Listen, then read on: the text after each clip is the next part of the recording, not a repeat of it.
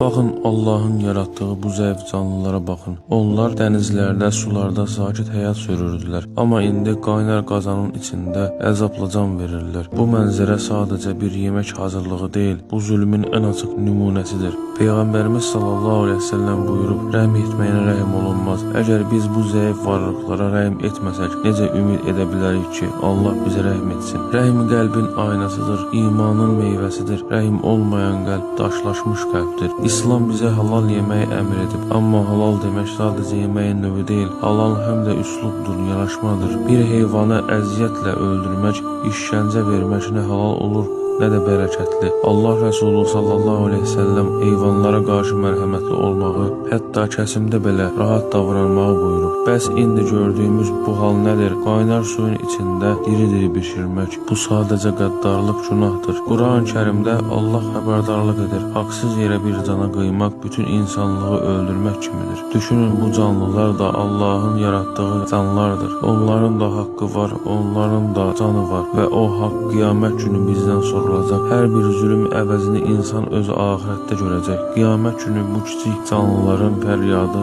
bu dünyada çəkdikləri əzab Allah'ın huzurunda bizim qarşımıza çıxacaq. Onların dili olmayıb, amma Allah onların haqqını bizdən alacaq.